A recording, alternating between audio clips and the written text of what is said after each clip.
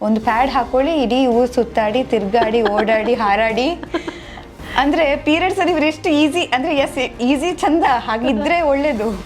But ಒಂದು pad ಹಾಕಿದ ತಕ್ಷಣ ನಾವು ಒಂದು ಜಿಗಿಯೋಕ್ಕಾಗತ್ತಾ, ಓಡೋಕ್ಕಾಗಲ್ಲ. ತುಂಬ ಹೇಳೋದು ಅಂತ ಹೇಳಬೇಕು ಅಂದರೆ, ಮುಂಚಿನ ಕಾಲದಲ್ಲಿ ನಾವು ಬಳಸ್ತಾ ಇದ್ದಂಥ ಒಳ ಉಡುಪಿಗೂ ಈಗಿನದಕ್ಕೂ ವ್ಯತ್ಯಾಸ ಇದೆ. So it is not convenient these days. Periods ಅಂದ ತಕ್ಷಣ ಅದಕ್ಕೆ ಬಳಸುವಂತಹ ಪ್ರೊಡಕ್ಟ್ಸ್ಗಳ ಬಗ್ಗೆ ಕೂಡ ಎಲ್ರಿಗೂ ಒಂದು ಡೌಟ್ ಇರುತ್ತೆ. ಸ್ರಾವ ಆಗುತ್ತೆ, ಅದನ್ನು ಜೆಲ್ ಫಾರ್ಮಿಗೆ ಕನ್ವರ್ಟ್ ಮಾಡೋ ಅಂಥದ್ದು ಪ್ಯಾಡ್ಗಳು ಬಂದವು. ಅಲ್ಲಿಂದ ಹೋಗಿ ಟ್ಯಾಂಪೂನ್ಗಳು ಬಂತು, ಇನ್ಸರ್ಟ್ ಮಾಡುವಂಥದ್ದು. ಅದೆಲ್ಲ ಆದಮೇಲೆ ಈಗ ಕಪ್ಸ್ ಬಂದಿದೆ, ಮೆನ್ಸ್ಟ್ರುವಲ್ ಕಪ್ಸ್. ಈಗ ಅಂದರೆ ಒಂದು 5-10 ವರ್ಷ ಆಯಿತು ಬಂದು. ಮೆನ್ಸ್ಟ್ರುವಲ್ ಕಪ್ಸ್ ಮತ್ತು ಮೆನ್ಸ್ಟ್ರುವಲ್ ಡಿಸ್ಕ್ ಅಂತ ಇದೆ. ಆಮೇಲೆ ಈಗ ಮತ್ತೆ ನಾವು ಪ್ಯಾಡ್ಗಳಿಂದ ಕಾಟನ್ ಅಥವಾ ನ್ಯಾಚುರಲ್ ಫೈಬರ್ ಬಳಸುವಂಥ ಅಂಡರ್ ಗಾರ್ಮೆಂಟ್ಸ್ ಏನಿದೆ, ಒಳ ಉಡುಪುಗಳನ್ನು ಚೆನ್ನಾಗಿ ತೊಳೆದಿರಬೇಕು, ಚೆನ್ನಾಗಿ ಒಣಗಿಸಿರಬೇಕು. ಚೆನ್ನಾಗಿರೋ ಬಿಸಿಲಲ್ಲಿ ಒಣಗಿಸೋದಕ್ಕೆ ರೆಡಿ ಇಲ್ಲ ಅವರು, ಎಲ್ಲೋ ವಾಶ್ರೂಮಲ್ಲೇ ಹಾಕಿಬಿಡ್ತಾರೆ. ಅಂಡರ್ ಗಾರ್ಮೆಂಟ್ಸನ್ನು ಎಲ್ಲೋ ಹೊರಗಡೆ ಒಣಗಿ ಹಾಕಿದ್ಲು ಅಂದರೆ ಅದನ್ನು ಸಮಾಜದಲ್ಲಿ ನಮ್ಮ ಜನ ನೋಡೋ ದೃಷ್ಟಿನೇ ಬೇರೆ ಇರುತ್ತೆ.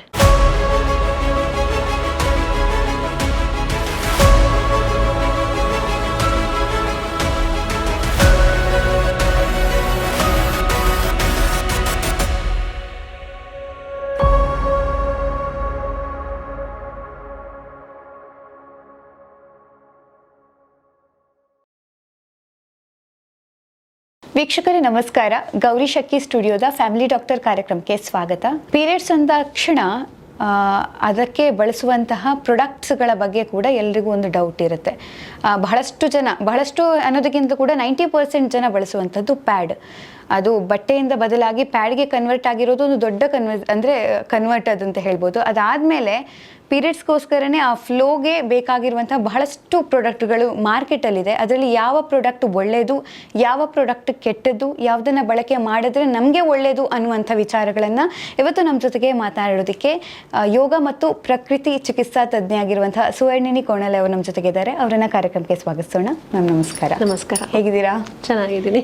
ಎಸ್, ಪೀರಿಯಡ್ಸ್ ಬಗ್ಗೆ ನಾವು ಆಲ್ರೆಡಿ ತುಂಬ ವಿಚಾರಗಳನ್ನು ಮಾತಾಡಿದ್ವಿ. ಅದು ಹೊಟ್ಟೆ ನೋವಾಗಿರಬಹುದು ಅಥವಾ ಕ್ಲೀನ್ ಬಗ್ಗೆ ಆಗಿರ್ಬೋದು, ಫುಡ್ ಸ್ಟೈಲ್ ಬಗ್ಗೆ ಆಗಿರಬಹುದು, ಮಕ್ಕಳು ಯಾಕೆ ಬೇಗ ಪೀರಿಯಡ್ಸ್ ಆಗ್ತಾರೆ ಅನ್ನೋ ವಿಚಾರದ್ದು ಈಗಾಗಲೇ ನಾವು ಅದನ್ನು ರೀಚ್ ಕೂಡ ಮಾಡಿದ್ದೀವಿ ಜನರಿಗೆ. ಬಟ್ ಈಗ ಪ್ರಾಡಕ್ಟ್ ಬಗ್ಗೆ ತುಂಬ ಜನರಿಗೆ ಡೌಟ್ಸ್ ಇರೋವಂಥದ್ದು. ಯಾಕಂದರೆ ಬಹುತೇಕರು ಬಳಸ್ತಿರೋದು ಪ್ಯಾಡ್, ಬಟ್ ಪ್ಯಾಡಲ್ಲೂ ಕನ್ಫ್ಯೂಷನ್ ಇದೆ. ಜೊತೆಗೆ ಪ್ಯಾಡ್ ಬಿಟ್ಟು ಈಗ ತುಂಬ ಪ್ರಾಡಕ್ಟ್ಸ್ಗಳು ಬಂದಿದೆ. ಸೊ ಪ್ರಾಡಕ್ಟ್ಗಳು ಬಂದಿರೋದು ಒಳ್ಳೇದಾ ಅಥವಾ ಕೆಟ್ಟದಾ? ಜಗತ್ತಿನ ಜನಸಂಖ್ಯೆ ಎಷ್ಟು 700 ಕೋಟಿನ ಎಷ್ಟೋ ಇದೆ. ಅದರಲ್ಲಿ 50% ಹೆಣ್ಮಕ್ಳು. ಆ 50% ಎಲ್ಲರೂ ಒಂದಲ್ಲ ಒಂದು ಅವಧಿಯಲ್ಲಿ ತಮ್ಮ ಜೀವಮಾನದ ಹೆಚ್ಚು ಕಮ್ಮಿ 30 ವರ್ಷ ಪೀರಿಯಡ್ಸ್ ಮುಟ್ಟಾಗ್ತಾ ಇರ್ತಾರೆ, ಋತುಸ್ರಾವ ಆಗ್ತಾ ಇರುತ್ತೆ ಎಷ್ಟು ಜನಕ್ಕೆ. ಅಂದರೆ ಜಗತ್ತಿನ 50% 50% ಪಾಪ್ಯುಲೇಷನ್ ಜನರಿಗೆ ಏನಿದ್ದಾರೆ ಇವರಿಗೆ ಬೇಕಾದಂಥದ್ದು ಇದು ಈ ಪ್ರಾಡಕ್ಟ್ಗಳೆಲ್ಲವೂ. ಇದರಲ್ಲಿ ಹಲವಾರು ಸಂಶೋಧನೆಗಳು ನಡೆದಿದೆ, ಬಟ್ ಅದಕ್ಕೆ ನಡಿಬೇಕಾದಷ್ಟು ನಡೆದಿಲ್ಲ ಅಂತ ನನಗನ್ಸುತ್ತೆ. ಹೌದು. ಆದರೆ ಒಂದಷ್ಟು ನಡೀತಾ ಇದೆ, ಒಂದಷ್ಟು ಪ್ರಾಡಕ್ಟ್ಗಳು ಇತ್ತೀಚೆಗೆ ಬರ್ತಾ ಇದೆ. ಕಳೆದ 1 ಶತಮಾನದಲ್ಲಿ ಈ ಎಲ್ಲ ಬೆಳವಣಿಗೆಗಳಾಗಿರೋವಂಥದ್ದು. ನಾವು ಮುಂಚಿನಿಂದ ಬಳಸ್ತಾ ಇದ್ದದ್ದು ಏನು ಅಂದರೆ ಬಟ್ಟೆ. ಹೌದು. ಹಿಂದಿನ ಕಾಲದಿಂದಲೂ ಬಳಸ್ತಾ ಇದ್ದದ್ದು ಬಟ್ಟೆ. ಹುಟ್ಟಿನ ಸಂದರ್ಭದಲ್ಲಿ ಹತ್ತಿ ಬಟ್ಟೆ, ಪ್ರಿಫರೇಬಲಿ ಹತ್ತಿ ಬಟ್ಟೆ, ಯಾಕಂದರೆ ಚೆನ್ನಾಗಿ ಹೀರ್ಕೊಳ್ಳುತ್ತೆ ಸ್ರಾವವನ್ನು ಅನ್ನೋ ಕಾರಣದಿಂದ ಹತ್ತಿ ಬಟ್ಟೆಯನ್ನು ಬಳಸ್ತಾ ಇದ್ರು. ಆಮೇಲೆ ಬಂದದ್ದು ಪ್ಯಾಡ್. ಬೇರೆ ಬೇರೆ, ಮೊದಲು ಹತ್ತಿಯಿಂದ ಮಾಡ್ತಾಯಿದ್ರು, ಆಮೇಲೆ ಸಿಂಥೆಟಿಕ್ ಮೆಟೀರಿಯಲ್ಗಳು, ಪ್ಲಾಸ್ಟಿಕ್ನ ಬಳಸಿ ಹೊರಗಡೆಯಿಂದ ಪ್ಲಾಸ್ಟಿಕ್ ಲೇಯರ್ ಬಳಸಿ ಬಳಸುವಂಥದ್ದು. ಆಮೇಲೆ ಅದಕ್ಕೆ ಕೆಲವು ರಾಸಾಯನಿಕ ಹಾಕಿ ಅದು ಅಬ್ಸಾರ್ಬ್ ಮಾಡುವಂಥದ್ದು, ಏನು ಸ್ರಾವ ಆಗುತ್ತೆ ಅದನ್ನು ಜೆಲ್ ಫಾರ್ಮಿಗೆ ಕನ್ವರ್ಟ್ ಮಾಡೋ ಅಂಥದ್ದು ಪ್ಯಾಡ್ಗಳು ಬಂದವು. ಅಲ್ಲಿಂದ ಹೋಗಿ ಟ್ಯಾಂಪೂನ್ಗಳು ಬಂತು, ಇನ್ಸರ್ಟ್ ಮಾಡುವಂಥದ್ದು. ಅದೆಲ್ಲ ಆದಮೇಲೆ ಈಗ ಕಪ್ಸ್ ಬಂದಿದೆ, ಮೆನ್ಸ್ಟ್ರುವಲ್ ಕಪ್ಸ್. ಈಗ ಅಂದರೆ ಒಂದು 5-10 ವರ್ಷ ಆಯಿತು ಬಂದು. ಮೆನ್ಸ್ಟ್ರುವಲ್ ಕಪ್ಸ್ ಮತ್ತು ಮೆನ್ಸ್ಟ್ರುವಲ್ ಡಿಸ್ಕ್ ಅಂತ ಇದೆ. ಆಮೇಲೆ ಈಗ ಮತ್ತೆ ನಾವು ಪ್ಯಾಡ್ಗಳಿಂದ ಕಾಟನ್ ಅಥವಾ ನ್ಯಾಚುರಲ್ ಫೈಬರ್ಗಳ ಮೆಟೀರಿಯಲ್ಗಳನ್ನು ಬಳಸಿರುವಂಥ ಪ್ಯಾಡ್ಗಳಿಗೆ ಹೋಗ್ತಾ ಇದ್ದೀವಿ. ಸೊ ಇದಿಷ್ಟು ಉತ್ಪನ್ನಗಳು, ಪ್ರಾಡಕ್ಟ್ಗಳು ಪೀರಿಯಡ್ಸ್ಗೋಸ್ಕರ ಈಗ ಇರುವಂಥದ್ದು. ಮೊದಲನೇದು ಏನು ನೋಡಬೇಕು ಅಂದರೆ ಈ ಉತ್ಪನ್ನದ ಕೆಲಸ ಏನು. ಯಾವುದೇ ಒಂದು ಪ್ರಾಡಕ್ಟ್ ಇದೆ ಅಂದರೆ ಅದು ಅದರ ಕೆಲಸ ಏನು, ಆ ಕೆಲಸ ಸರಿಯಾಗಿ ಮಾಡ್ತಾ ಇದೆಯಾ ಅನ್ನೋದು ಒಂದು. ಎರಡನೇದು, ಆ ಕೆಲಸ ಮಾಡ್ತಾ ಅದು ಬೇರೆ ತೊಂದರೆ ಕೊಡ್ತಾ ಇದೆಯಾ ನಮಗೆ. ಆ ಕೆಲಸ ಮಾಡ್ತಿರತ್ತೆ, ಬಟ್ ಅದ್ರ ಜೊತೆಗೆ ಅದರ ಸಮಸ್ಯೆಗಳು ಇದೆ ಅಂತ ಆದರೆ ಅದನ್ನು ಬಳಸೋದಿಲ್ಲ ನಾವು ಅಲ್ವಾ. ಹೌದು. ಈಗ ನಮ್ಮ ಆಫೀಸಲ್ಲಿ ಯಾರೋ ಒಬ್ಬ ಕೆಲಸಕ್ಕೆ ಇರ್ತಾನೆ, ಅವ್ನು ಕೆಲಸ ಚೆನ್ನಾಗಿ ಮಾಡ್ತಾನೆ, ಆದರೆ ಎಲ್ಲ ಎಂಪ್ಲಾಯಿಗಳಿಗೂ ಕಾಟ ಕೊಡ್ತಾನೆ ಅಂದರೆ ನಾವು ಎಷ್ಟೇ ಚೆನ್ನಾಗಿ ಕೆಲಸ ಮಾಡಿಕೊಂಡ್ರು ಇಟ್ಕೊಳ್ಳಲ್ಲ ಅವನ್ನ ಅಲ್ವಾ. ಇದು ಹಾಗೆ. ಸೊ ಇದನ್ನೆಲ್ಲ ಗಮನಿಸಿ ಯಾವ ಪ್ರಾಡಕ್ಟ್ದು ಪ್ರಯೋಜನ ಏನು, ಸಮಸ್ಯೆ ಏನಿದೆ ಅಂತ ನೋಡೋಣ ನಾವು. ಮೊದಲನೇದಾಗಿ ಬಟ್ಟೆ. ನಾವು ಮುಂಚಿನಿಂದ ಬಳಸ್ತಾ ಇದ್ದಂಥದ್ದು ಬಟ್ಟೆಯನ್ನು ಬಳಸೋದ್ರಿಂದ ಚೆನ್ನಾಗಿ ಹೀರ್ಕೊಳ್ಳುತ್ತೆ, ಏನೂ ಸಮಸ್ಯೆ ಅಂಥದ್ದು ಹೀರ್ಕೊಳ್ಳೋದ್ರಲ್ಲಿ ಏನೂ ಸಮಸ್ಯೆ ಇಲ್ಲ. ಒಂದು ಸಮಸ್ಯೆ ಎಲ್ಲಿ ಬರುತ್ತೆ ಅಂದರೆ ಆ ಬಟ್ಟೆಯನ್ನು ಎಷ್ಟು ಚೆನ್ನಾಗಿ ಹೈಜೀನ್ ಮೇಂಟೈನ್ ಮಾಡ್ತೀವಿ ಅನ್ನೋದು ಸಮಸ್ಯೆ ಬರುವಂಥದ್ದು. ಬಟ್ಟೆಯನ್ನು ಮುಂಚಿನ ಕಾಲದಿಂದ ಬಳಸ್ತಾ ಇದ್ದಾಗ ಏನಾಗ್ತಿತ್ತು, ತುಂಬ ಹಿಂದೆ ಒಂದ್ಸಲ ಬಳಸಿದ ಬಟ್ಟೆನ ಮತ್ತೆ ಬಳಸ್ತಾ ಇರಲಿಲ್ಲ ಪೀರಿಯಡ್ಸಲ್ಲಿ. ಓಕೆ. ತುಂಬ ಹಿಂದಿನ ಕಾಲದಲ್ಲಿ, ತುಂಬ ಹಿಂದೆ ಅಂದರೆ ಒಂದು 50-60 ವರ್ಷದ ಹಿಂದೆ ಬಹುಶಃ. ಆಮೇಲೆ ಅದೇ ಬಟ್ಟೆಯನ್ನು ಹಲವಾರು ಕಾರಣಗಳಿಗೆ ಮತ್ತೆ ರೀಯೂಸ್ ಮಾಡೋವಂಥದ್ದು ಬಂದಿರಬಹುದು. ಈಗ ಮಳೆಗಾಲ ಇರುತ್ತೆ, ತುಂಬ ಬಟ್ಟೆ ಬಿಸಾಕೋದು ಬೇಡ, ಸುಮ್ಮನೆ ಯೂಸ್ ಮಾಡೋಣ ಒಂದು 2-3 ಸೈಕಲ್ಗೆ, ಇಂಥದ್ದೆಲ್ಲ ಬಂದಿರ್ಬೋದು. ಇನ್ನೊಂದು ಒಣಗದೇ ಇದ್ದಾಗ ಒದ್ದೆಯನ್ನೇ ಬಳಸಬೇಕಾದಂಥ ಸಂದರ್ಭಗಳು, ಹಲವಾರು ಕಾರಣಗಳಿರ್ಬೋದು, ಬಂದಿರ್ಬೋದು. ಒಂದು ಸಲ ಯೂಸ್ ಮಾಡಿ ಕ್ಲೀನ್ ಆಗಿರುವಂಥ ಬಟ್ಟೆಯನ್ನು ಒಂದು ಸಲ ಯೂಸ್ ಮಾಡಿ ಬಿಸಾಕ್ತೀವಿ ಅಂದರೆ ಸಮಸ್ಯೆ ಇಲ್ಲ, ಅಂಥ ಸಮಸ್ಯೆ ಇಲ್ಲ. ಅದು ಆಲ್ರೆಡಿ ಕ್ಲೀನ್ ಇರಬೇಕು. ಚೆನ್ನಾಗಿ ಬಿಸಿ ನೀರಲ್ಲಿ ತೊಳೆದು ಎಲ್ಲ ಮಾಡಿ ಒಣಗಿಸಿದರೆ ಆವಾಗ ಏನೂ ಸಮಸ್ಯೆ ಆಗಲ್ಲ. ಇಲ್ಲ ಅಂದರೆ ಏನಾಗುತ್ತೆ, ನಾವು ಅದನ್ನು ತೊಳಿತೀವಿ, ಎಲ್ಲೋ ಒಣಗಿ ಹಾಕ್ತೀವಿ, ಅಲ್ಲಿ ಏನೋ ಒಂದಷ್ಟು ಬೇಡದೇ ಇರೋದು ಸೇರ್ಕೋಬೋದು, ಸೋಂಕು ಏನಾದರೂ ಆವಾಗ, ಅಥವಾ ಕ್ಲೀನಾಗಿ ತೊಳಿದೇ ಇರ್ಬೋದು, ನಾವು ಸೋಂಕು ಆಗುವಂಥ ಸಾಧ್ಯತೆ ಇದೆ. ಇದು ಬಟ್ಟೆಯನ್ನು ಬಳಸೋದ್ರಲ್ಲಿರುವಂಥ ಒಂದು ಮೇಜರ್ ಸಮಸ್ಯೆ. ಇನ್ನೊಂದು ಮೇಜರ್ ಸಮಸ್ಯೆ ಇದಕ್ಕೆ ಸೋಂಕು ಅಲ್ಲ, ಸೋಂಕಿಗೆ ಸಂಬಂಧಪಟ್ಟಿದ್ದಲ್ಲ, ಬಟ್ ಅದನ್ನು ಬಳಸುವಂಥ ರೀತಿ ಅದು ಕನ್ವೀನಿಯೆಂಟ್ ಆಗಿರಲ್ಲ ಕೆಲವೊಂದು ಸಂದರ್ಭದಲ್ಲಿ. ತುಂಬ ಹೇಳಬೇಕು ಅಂದರೆ ಮುಂಚಿನ ಕಾಲದಲ್ಲಿ ನಾವು ಬಳಸ್ತಾ ಇದ್ದಂಥ ಒಳ ಉಡುಪಿಗೂ ಈಗಿನದ್ದಕ್ಕೂ ವ್ಯತ್ಯಾಸ ಇದೆ. So it is not convenient these days. ಒಂದು ಬಟ್ಟೆಯನ್ನು ಫೋಲ್ಡ್ ಮಾಡಿ ನಾವು ಹೀಗೆ ನಮ್ಮ ಒಳ ಉಡುಪಿನಲ್ಲಿ ಇಟ್ಕೋತೀವಿ ಅಂದರೆ ಅದು ಕೂತ್ಕೊಳ್ಳಲ್ಲ ಅಲ್ಲಿ ಅಲ್ವಾ. ಆವಾಗ ಏನಾಗುತ್ತೆ, ಅದು ಅಲ್ಲಾಡೋದು, ಲೀಕ್ ಆಗೋದು, ಇಂಥದ್ದು ಸಮಸ್ಯೆಗಳು ಬರುತ್ತೆ. ಈ ಸಮಸ್ಯೆ ಇರೋದ್ರಿಂದ ಬಟ್ಟೆಯನ್ನು ಅಷ್ಟೊಂದು ಕನ್ವೀನಿಯೆಂಟ್ ಅಂತ ನೋಡಲ್ಲ. ಆಮೇಲೆ ಬಂದಿರೋ ಅಂಥದ್ದು ಪ್ಯಾಡ್. ಈ ಪ್ಯಾಡಲ್ಲಿ ಆರಂಭದಲ್ಲಿ ಬರೀ ಹತ್ತಿ ಪ್ಯಾಡ್ ಬರೋದು, ಕೆಳಗಡೆಯಿಂದ ಸ್ವಲ್ಪ ಸಿಂಥೆಟಿಕ್ ಮೆಟೀರಿಯಲ್ನ ಹೊರಗಡೆಯಿಂದ ಬಳಸ್ತಾರೆ, ಯಾಕೆಂದರೆ ಅದು ಅಂಟ್ಕೋಬೇಕು, ಈ ಹಲವಾರು ಕಾರಣಗಳಿಂದ ಹೊರಗಡೆ ಕವರಿಂಗಿಗಿರುತ್ತೆ, ಒಳಗಡೆ ಹತ್ತಿ, ಶುದ್ಧ ಹತ್ತಿಯನ್ನೇ ಬಳಸ್ತಾ ಇದ್ರು ಮುಂಚೆ. ಒಂದು ಬಹುಶಃ 30-40 ವರ್ಷ ಹಿಂದೆ ಎಲ್ಲ ಬರ್ತಾ ಇದ್ದ ಪ್ಯಾಡ್ಗಳಲ್ಲಿ ಅದು ರಕ್ತವನ್ನು ಹೀರ್ಕೋತಾ ಇತ್ತು, ಸ್ರಾವವನ್ನು ಹೀರ್ಕೋತಾ ಇತ್ತು. ಆಮೇಲೆ ಏನಾಯಿತು, ಈ ಪ್ಯಾಡ್ಗಳಲ್ಲಿ ಹೊಸ ಇನ್ವೆನ್ಷನ್ಗಳು ಬಂತು. ಅದು ಲೀಕ್ ಆಗಬಾರ್ದು. ಹತ್ತಿಯಲ್ಲಿ ಏನಾಗುತ್ತೆ, ಹತ್ತಿ ಒಂದು ಹಂತದ ತನಕ ಹೀರ್ಕೊಳ್ಳುತ್ತೆ, ಆಮೇಲೆ ಅದರ ಕೆಪಾಸಿಟಿ ಮುಗಿದ ಮೇಲೇನು ಮತ್ತು ಲೀಕ್ ಆಗಲೇಬೇಕು. ಹಾಗಾಗಿ ಅದನ್ನು ಜೆಲ್ ರೂಪಕ್ಕೆ ಟ್ರಾನ್ಸ್ಫಾರ್ಮ್ ಮಾಡುವಂಥ ರಾಸಾಯನಿಕಗಳನ್ನು ಬಳಸಿದ ಥಿನ್ ಪ್ಯಾಡ್ಗಳು, ವೆರಿ ಥಿನ್, ಇದು ಬಂತು. ಅಲ್ಲಿ ಏನಾಯಿತು, ಅಲ್ಲಿ ಬಳಸುವಂಥ ರಾಸಾಯನಿಕಗಳು ಕ್ಯಾನ್ಸರ್ ಉಂಟು ಮಾಡುವಂಥ ಹಾನಿಕಾರಕ ರಾಸಾಯನಿಕಗಳು ಅನ್ನೋದು ಗೊತ್ತಾಗಿದೆ. ಹಾಗಾಗಿ ನಾವು ಅದನ್ನು ಬಳಸೋದು ಎಷ್ಟು ಸೇಫ್ ಆಗಲೇಬೇಕು ಅಂತ ಇಲ್ಲ, ಬಟ್ ಆ ಸಾಧ್ಯತೆಗಳಿದೆ ಅಂತ ಅಷ್ಟೇ. ಈಗೇನು ಪ್ಯಾಡ್ ಯೂಸ್ ಮಾಡಿದ ತಕ್ಷಣ ಕ್ಯಾನ್ಸರ್ ಬರುತ್ತೆ ಅಂದರೆ ಹಾಗೇನಿಲ್ಲ, ಬಟ್ ಆ ಸಾಧ್ಯತೆ ಇದೆ. ಅದು ಒಂದು, ಯಾಕಂದರೆ ಹಾನಿಕಾರಕ ಕೆಮಿಕಲ್ಸ್ ಇರುತ್ತೆ ಅದರಲ್ಲಿ, ಮತ್ತು ಫ್ರೇಗ್ರೆನ್ಸ್ ಇರುತ್ತೆ. ಈಗ ಪೀರಿಯಡ್ಸ್ ಇದು ಸ್ಮೆಲ್ ಬರಬಾರ್ದು, ರಕ್ತದ ಸ್ಮೆಲ್ ಬರಬಾರ್ದು ಅಂತ ಏನು, ಅದಕ್ಕೆ ಯಾವುದೋ ಒಂದಷ್ಟು ಫ್ರಾಗ್ರೆನ್ಸ್ಗಳು, ಅದು ಹಾನಿಕಾರಕ ಅಗೇನು.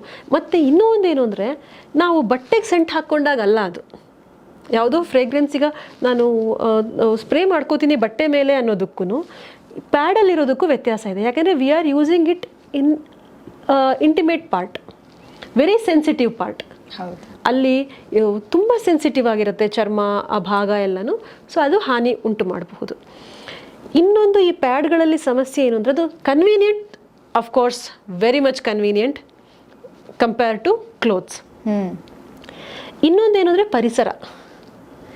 ಒಂದು ಪೀರಿಯಡ್ಸ್, ಒಂದು ಸೈಕಲಲ್ಲಿ 1 ತಿಂಗಳ ಋತುಸ್ರಾವ ಆದಾಗ 4-5 ದಿನ ಅಂತ ಅಂದ್ಕೊಂಡ್ರೆ, ದಿನಕ್ಕೆ 3 ಸಲ ಚೇಂಜ್ ಮಾಡಿದೆ ಅಂತ ಆದರೆ, ದಿನಕ್ಕೆ 3-5 ದಿನ 15 ಪ್ಯಾಡ್ಸ್ ಒಂದು ಸಲ. ಇದು ಮಿನಿಮಮ್ ನಾನು ಹೇಳ್ತಿರೋದು. ಹೌದು. ಮ್ಯಾಕ್ಸಿಮಮ್ ಎಷ್ಟು ಆಗ್ಬೋದು, ಅವರವರ ಬ್ಲೀಡಿಂಗ್ ಎಷ್ಟು ಇರುತ್ತೆ ಅನ್ನೋದ್ರ ಮೇಲೆ. ಅದು ಬಯೋಡಿಗ್ರೇಡೇಬಲ್ ಅಲ್ಲ, ಅದನ್ನು ಒಂದೋ ಸುಡಬೇಕು, ಸುಟ್ಟರೆ ಅಗೇನ್ ಇಟ್ ಈಸ್ ಪ್ಲಾಸ್ಟಿಕ್. ಇನ್ನೊಂದು ಭೂಮಿಯಲ್ಲಿ ಹಾಕಿದರೆ ಅದು ಭೂಮಿಯಲ್ಲಿ ಕೊಳೆಯೋದಿಲ್ಲ, ಪರಿಸರಕ್ಕೆ ಹಾನಿ ಇದೆ. ಈ ಕಾರಣದಿಂದ ಪ್ಯಾಡನ್ನು ಬಿಟ್ಟು ಮತ್ತೆ ಬಟ್ಟೆ ಕ್ಲೋತ್ ಪ್ಯಾಡ್ಸಿಗೆ ಬರ್ತಾ ಇದ್ದಾರೆ, ಅಥವಾ ನ್ಯಾಚುರಲ್ ಮೆಟೀರಿಯಲ್ ಯಾವುದು ನೆಲದಲ್ಲಿ ಬಯೋಡಿಗ್ರೇಡೇಬಲ್ ಇದಾಗತ್ತೆ, ಏನು ಕರಗತ್ತೆ ಅನ್ನೋದು. ಆವಾಗ ಏನಾಗಿದೆ, ಒಂದು ಪರಿಸರದ ವಿಚಾರ ಮಾತ್ರ ಅಲ್ಲ, ನಮ್ಮ ದೇಹದ ಹಾನಿ ವಿಚಾರ. ಅದೆರಡಕ್ಕೂ ಕೂಡ ಪರಿಹಾರ ಯಾವುದು ಅಂದರೆ ನ್ಯಾಚುರಲ್ ಮೆಟೀರಿಯಲಿಂದ ಮಾಡಿದ್ದು ಮತ್ತು ರೀಯೂಸೇಬಲ್. ಕ್ಲೋತ್ ಪ್ಯಾಡ್ಸ್ ಏನಿದೆ, ಕ್ಲೋತ್ ಅಂತ ಅಲ್ಲ, ಈ ಬಿದುರಿನ ನಾರಿನಿಂದ ಮಾಡಿರುವಂಥದ್ದು ಅಥವಾ ನ್ಯಾಚುರಲ್ ಫೈಬರ್ಸ್ ಇಂಥದ್ದನ್ನೆಲ್ಲ ಪ್ಯಾಡ್ಗಳು ಬರ್ತಾ ಇದೆ ಈಗ. ಇದರದ್ದೆಲ್ಲ ಅಡ್ವಾಂಟೇಜ್ ಏನು ಅಂದರೆ, ಇದು ಬಳಸಿದ ಒಂದು ತುಂಬ ಸಲ ಬಳಸ್ಬೋದು. 2 ವರ್ಷ 3 ವರ್ಷ ಎಲ್ಲ ಬಳಸುವಂಥದ್ದು. ಪ್ರತಿ ಸಲ ಚೆನ್ನಾಗಿ ಬಿಸಿನೀರಲ್ಲಿ ತೊಳೆದು ಒಣಗಿಸಿ ಇಟ್ಟರೆ, ಅಯನ್ ಮಾಡಿ ಎಲ್ಲ ಇಟ್ಟರೆ ಮತ್ತೆ ರಿಪೀಟ್ ಮಾಡ್ಬೋದು. 2-3 ಸಲ ಬಳಸ್ಬೋದು. ಪರಿಸರಕ್ಕೆ ಹಾನಿ ಆಗಲ್ಲ, ಅದ್ರ ಜೊತೆಗೆ ನಮ್ಮ ದೇಹಕ್ಕೂ ಹಾನಿ ಮಾಡಲ್ಲ. ಅದು ಅದರಲ್ಲಿ ಯಾವುದೇ ಅಂಥ ಕೆಮಿಕಲ್ಸ್ ಏನೂ ಇರಲ್ಲ.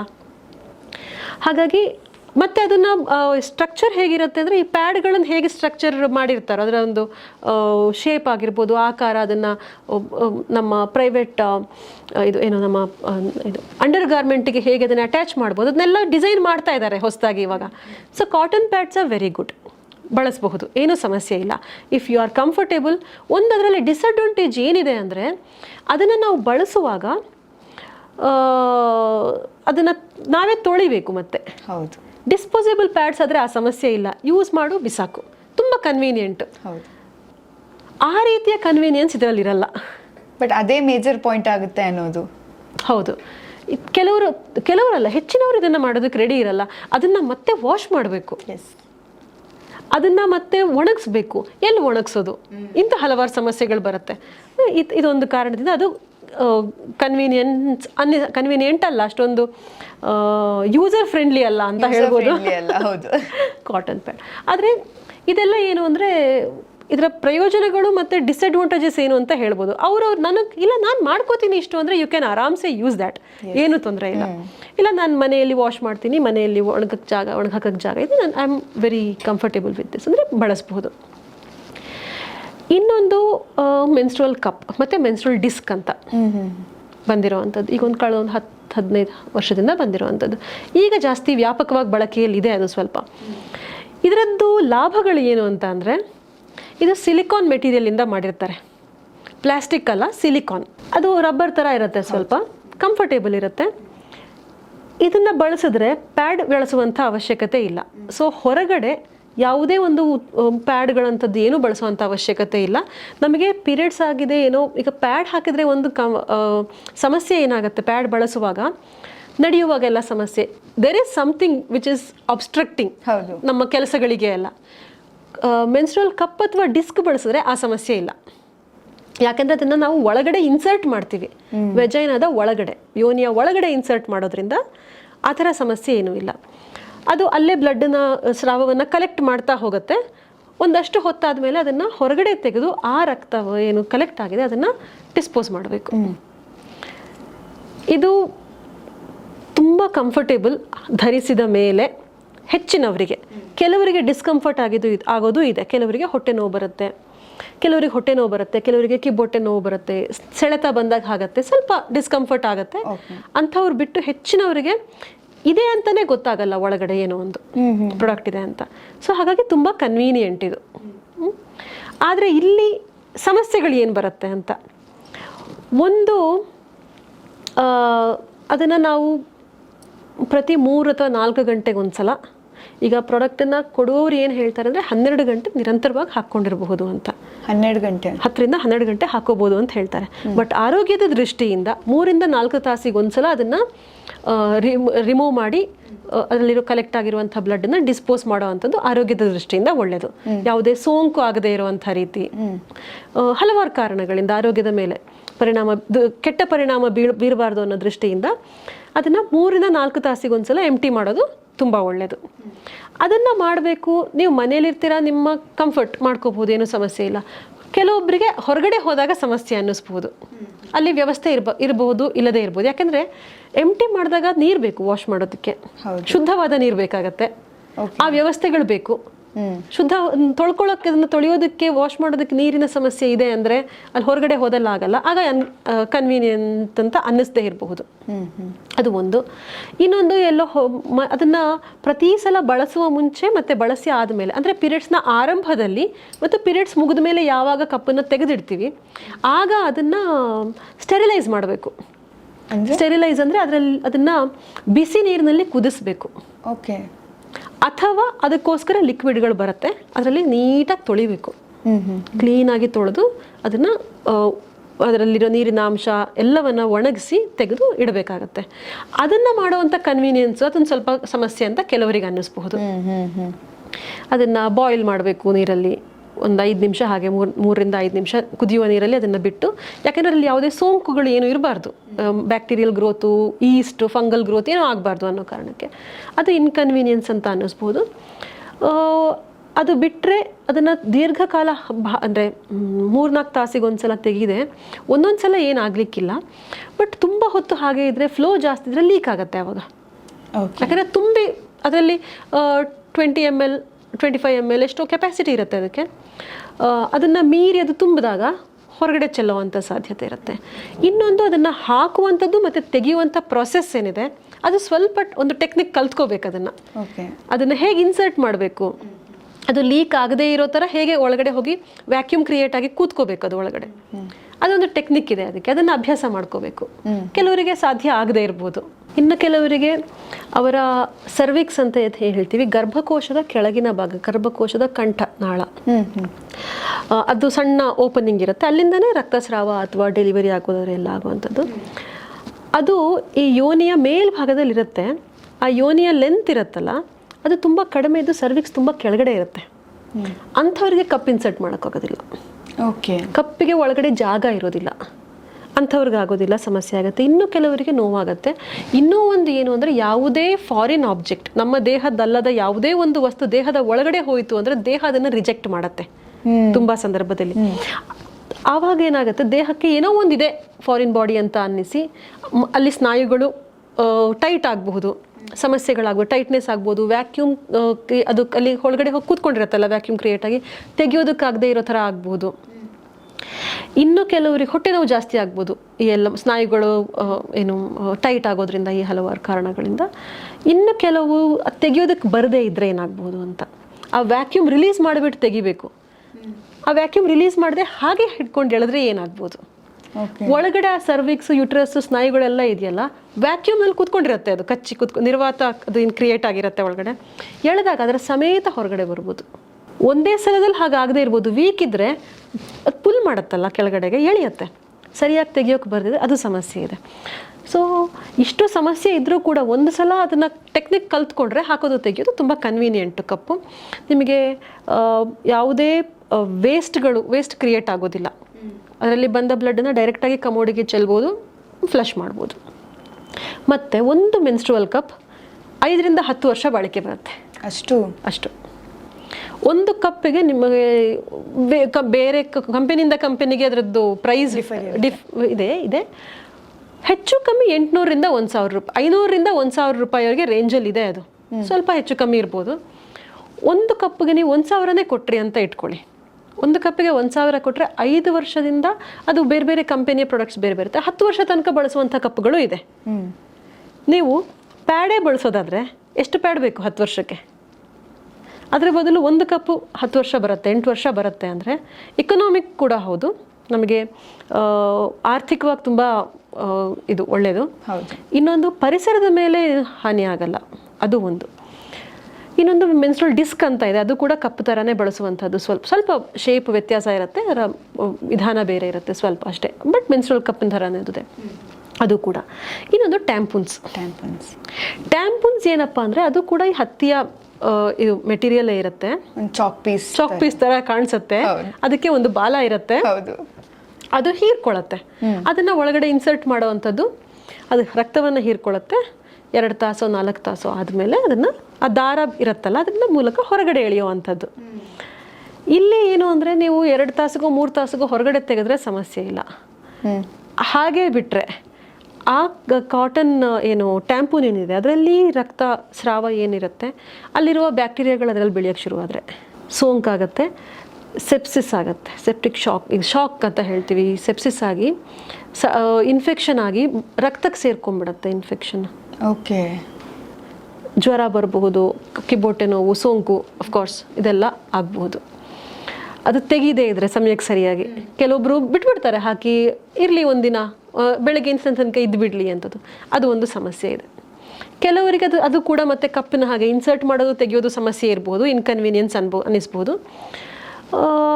ಅದು ಪರಿಸರ ದೃಷ್ಟಿಯಿಂದ ನೋಡೋದಾದರೆ ಪ್ಯಾಡಿನಷ್ಟು ಆಗದೇ ಇರಬಹುದು, ಬಟ್ ಅಗೇನ್ ಅದರಲ್ಲೂ ಕೂಡ 100% ಬಯೋಡಿಗ್ರೇಡೇಬಲ್.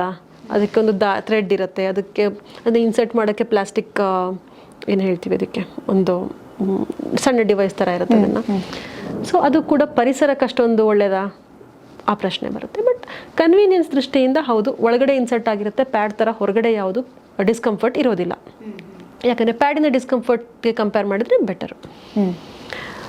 ಇನ್ನು ಕೊನೆಯದಾಗಿ ಇರೋವಂಥದ್ದು ಅಂದರೆ ಪೀರಿಯಡ್ ಪ್ಯಾಂಟೀಸ್ ಅಂತ, ತೀರಾ ಇತ್ತೀಚೆಗೆ 1-2 ವರ್ಷದಿಂದ ಬಂದಿರೋ ಅಂಥದ್ದು. ಇದನ್ನು ಮಾಡಿರುವಂಥ ಮೆಟೀರಿಯಲಲ್ಲಿ ಹೀರ್ಕೊಳ್ಳುತ್ತೆ ಅದು. ಅಗೇನ್ ಕಾಟನ್ ಕ್ಲಾತ್ ಬಗ್ಗೆ, ಪ್ಯಾಡ್ ಬಗ್ಗೆ ಏನು ಮಾತಾಡಿದ್ವೋ, ಕ್ಲಾತ್ ಪ್ಯಾಡ್ ಬಗ್ಗೆ, ಇಲ್ಲಿ ಅದೇ ವಿಷಯಗಳು ಎಲ್ಲವೂ. ಕನ್ವೀನಿಯನ್ಸ್ ಇದೇನು,